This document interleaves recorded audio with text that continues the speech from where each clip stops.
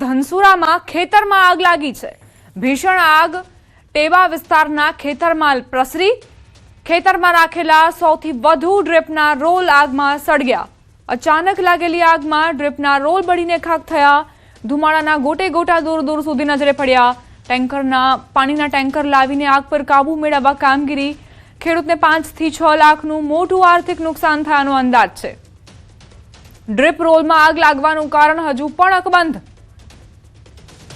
અરવલ્લીના ધનસુરામાં ટેબા વિસ્તારની આ ઘટના કે જ્યાં ખેતરમાં આગ લાગી। અચાનક લાગેલી આગમાં ડ્રીપના રોલ બળીને ખાખ થયા છે।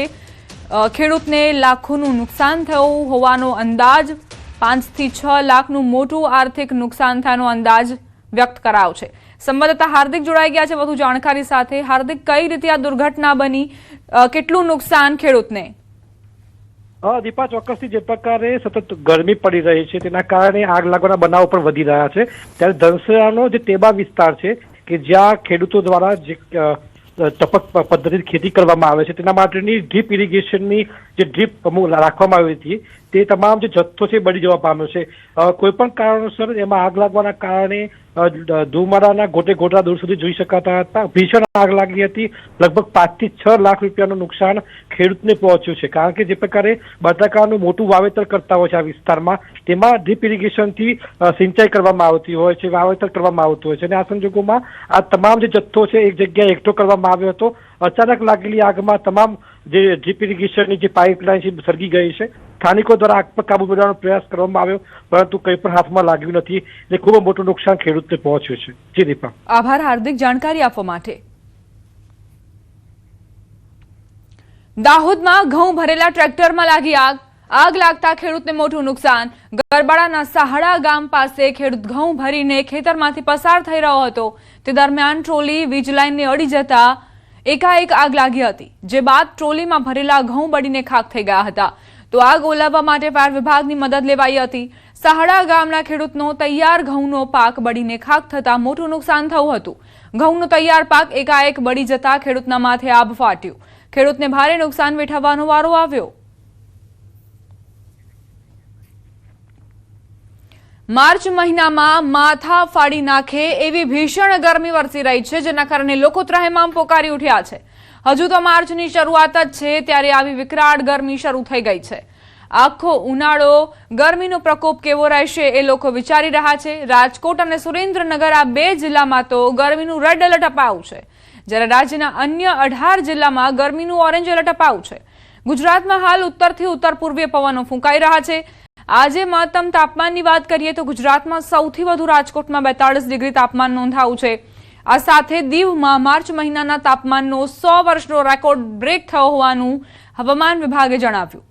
દીવમાં 41.3 ડિગ્રી તાપમાન નોંધાયું, જેમાં માર્ચ મહિનામાં 100 વર્ષનો રેકોર્ડ તૂટી ગયો છે। સામાન્ય રીતે અહીં માર્ચ મહિનામાં 38 ડિગ્રી આસપાસ તાપમાન રહેતું હોય છે। ગુજરાતના 2 જિલ્લામાં આજે સાવધાન રહેવાની જરૂર છે। સુરેન્દ્રનગર, રાજકોટમાં આજે ગરમીનું રેડ એલર્ટ આપવામાં આવ્યું છે। 2 જિલ્લામાં માથું ફાડી નાખે તેવી ગરમી પડશે। ગુજરાતના 18 જિલ્લામાં આજે ઓરેન્જ એલર્ટ। હવામાન વિભાગના મતે આજે પોરબંદર, જૂનાગઢ, અમરેલી, મોરબી, ગીર સોમનાથ, કચ્છ, દીવ, બનાસકાંઠા, પાટણ, વડોદરા, સુરત, મહેસાણા, સાબરકાંઠા, ગાંધીનગર, અમદાવાદ, આણંદ, ભરૂચ, જામનગર, ભાવનગરમાં ઓરેન્જ એલર્ટ અપાયું છે। દરિયાકાંઠાના વિસ્તારમાં ભેજવાળા અને ગરમ પવન ફૂંકાશે। કાંઠાના ભાગોમાં અકળામણ અનુભવાશે। ગુજરાતમાં હજુ 3 દિવસ આકાશી અગન વર્ષા રહેશે। 3 દિવસ સુધી ગુજરાતમાં હજુ હીટવેવની આગાહી। માર્ચ મહિનામાં ગરમીએ હાહાકાર મચાવ્યો છે। માર્ચ મહિનામાં ગરમીએ 100 વર્ષનો રેકોર્ડ તોડ્યો છે। દીવમાં ગરમીનો પારો 41 ડિગ્રીને નજીક પહોંચ્યો છે। હવામાન વિભાગની ગરમી અંગે પરસેવો છોડાવતી આગાહી। में आज टेम्परेचर रिकॉर्ड हुआ है। कल का जो मैक्सिमम आया 41.3 डिग्री सेंटीग्रेड। ये लॉन्ग पीरियड एवरेज में देखा जाए, लॉन्ग पीरियड का जो डेटा है दीव के लिए, इसमें 6th मैक्सिमम पोजीशन में इसकी है। और जो इस महीने का टेम्परेचर हम देखें, मैक्सिमम टेम्परेचर देखें तो सब रिकॉर्ड तोड़ दिया है। सबसे हाईएस्ट टेम्परेचर रिकॉर्ड हुआ है जो मार्च महीने का दीव में। અમદાવાદમાં ગરમીનો પારો ચડતા જ પ્રકોપ વર્તાવાનો શરૂ। તનમન ચોકડી અને માધવ સ્કૂલ પાસેનો રસ્તા પરનો ડામર ઓગળ્યો। માત્ર 1 મહિના પહેલા બનાવેલા નવા રોડની હાલત કથળી છે। 1.5 કિલોમીટરના માર્ગ પર રાહદારીઓના બૂટ ચપ્પલ ચોંટી ગયા। માર્ચના પ્રથમ પખવાડિયામાં જ ગરમીએ પોતાનો રંગ બતાવ્યો છે। ખોખરા અને વસ્ત્રાલમાં રોડ ઓગાળતા કામગીરી સામે પણ સવાલ ઉઠ્યા છે। રોડ રસ્તાની સમસ્યા આખા રાજ્યમાં છે, પણ ભરૂચ અંકલેશ્વરના આઇકોનિક રોડની માઠી દશા બેઠી છે। જે રોડ વાહનોની અવરજવરથી વ્યસ્ત રહે છે તે રોડ પર પીગળતો ડામર વાહન ચાલકો માટે મોટી સમસ્યા છે। ગરમીના કારણે અંકલેશ્વર શહેરના સ્ટેશન વિસ્તારમાં આવેલ આઇકોનિક રોડ પીગળી રહ્યો છે, જેના કારણે સૌથી વધુ મુશ્કેલી અહીંથી પસાર થતા રાહદારીઓને છે। ગરમી પુષ્કળ ચાલુ થઈ ગઈ છે અને હાલમાં જે એ લોકોએ આઇકોનિક રોડ ખૂબ સુંદર બનાવ્યો છે, એમાં ઉપર જે ડામરનું લેયર છે એ રોજ પીગળતું જાય છે અને એની ઉપર ડસ્ટિંગ કરાવવું મને જરૂરી લાગે છે। આ બાબતનું ધ્યાન મેં ઇન્ચાર્જ પ્રમુખશ્રીને પણ દોર્યું છે। રાજકોટમાં ગરમીની શરૂઆત થતાં જ તાપમાને લોકોને ચકરાવે ચડાવ્યા છે। બપોરના સમય દરમિયાન રસ્તા સુમસામ ભાસી રહ્યા છે। જોકે કામ અર્થે બહાર નીકળતા લોકો ઠંડા પીણાનો સહારો લઈ ગરમીથી રાહત અનુભવી રહ્યા છે। વહીવટી તંત્રએ લોકોને અપીલ કરી છે કે બપોરે 12 થી 3 વાગ્યા દરમિયાન બહાર નીકળવાનું ટાળો। શરીરમાં ડિહાઇડ્રેશન ન થાય તે માટે સતત પાણી પીવાની પણ સલાહ આપવામાં આવી છે। સુતરાઉ કપડાનો ઉપયોગ કરવા કહેવાયું છે, જેથી અંગ દઝાડતી ગરમીથી બચી શકાય। રાજકોટ શહેરમાં તાપમાનનું ટોર્ચર જોવા મળી રહ્યું છે। આજે રાજકોટ શહેરમાં રેડ એલર્ટ જે છે એ જાહેર કરવામાં આવ્યું છે। રાજકોટ મહાનગરપાલિકા દ્વારા પણ લોકોને જે છે તે અપીલ કરવામાં આવી છે કે કામ વગર બપોરે 12 વાગ્યાથી લઈને 3 વાગ્યા સુધી ન નીકળે। પણ કેટલાક લોકો હોય છે કે જેમને કામ હોય છે તેઓ જે બહાર જવા માટે મજબૂર બનતા હોય છે। અત્યારે જે પણ લોકો નીકળે છે તે પણ મોઢે જે છે તે કપડાં બાંધી અને ગરમીની સામે પ્રોટેક્શન બાંધીને નીકળે છે। હાલ આપણી સાથે રાજકોટના લોકો છે, આપણે એમની સાથે પણ વાત કરીશું। અત્યારે રસ પીવા ઊભા છીએ ગરમીના કારણે।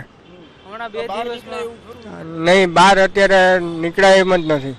ફૂલ ગરમી, કપડા ભીના થઈ જાય। ખાસ માર્ચ મહિનાની શરૂઆતમાં આવી તડકા પડે છે, આમ તો એપ્રિલ મે માં આવા તડકા પડે છે, શું કહેશો? વધારે ગરમી લાગે છે। 2 દિવસમાં 9 ડિગ્રી તાપમાન વધ્યું છે 2 દિવસમાં। ચોક્કસથી જે રીતના સ્થાનિક લોકો પણ કહી રહ્યા છે કે અત્યારે બહાર નીકળવા જેવું નથી। લોકો છે તે પણ અત્યારે ક્યાંક રસ્તા જે સિકોડા હોય છે ત્યાં જે રસ પીતા હોય છે, અત્યારે ઠંડા પીણા પીને ગરમી સામે રક્ષણ મેળવતા હોય છે। ઉનાળાની શરૂઆત થતાં જ ગરમીએ પોતાનું રૌદ્ર સ્વરૂપ દેખાડ્યું છે। સુરેન્દ્રનગર જિલ્લામાં હવામાન વિભાગે 3 દિવસ માટે રેડ એલર્ટ જાહેર કર્યું છે। આગામી 13 માર્ચ સુધી સુરેન્દ્રનગરવાસીઓએ ભીષણ ગરમી માટે તૈયાર રહેવું પડશે। કાળઝાળ ગરમીની અસર જનજીવન પર પણ જોવા મળી રહી છે અને શહેરમાં મુખ્ય રસ્તાઓ સુમસામ જોવા મળી રહ્યા છે। આ વખતે માર્ચ મહિનાથી ગરમીની શરૂઆત થઈ રહી છે, ત્યારે લોકો ઠંડા પીણાનો સહારો રહ્યા છે। જાણે કે શેરડીનો રસથી લોકો ઠંડા પીણાનો સહારો લઈ ગરમીથી રાહત મેળવે છે। સુરેન્દ્રનગર જિલ્લામાં કાળઝાળ ગરમી ઉનાળાનો પ્રારંભ જે છે જોવા મળી રહી છે। ખાસ કરીને જો વાત કરવામાં તો સુરેન્દ્રનગર જિલ્લામાં તારીખ 10 માર્ચના રોજ અત્યાર સુધીનું હાઈએસ્ટ તાપમાન એટલે કે 41.7 ડિગ્રી સુધી નોંધાઈ ચૂક્યું છે। ત્યારે આગામી 3 દિવસ એટલે કે આજે 11, 12 અને 13 એમ 3 દિવસ હવામાન વિભાગ દ્વારા સુરેન્દ્રનગર જિલ્લામાં જે છે રેડ એલર્ટ જાહેર કરવામાં આવ્યું છે।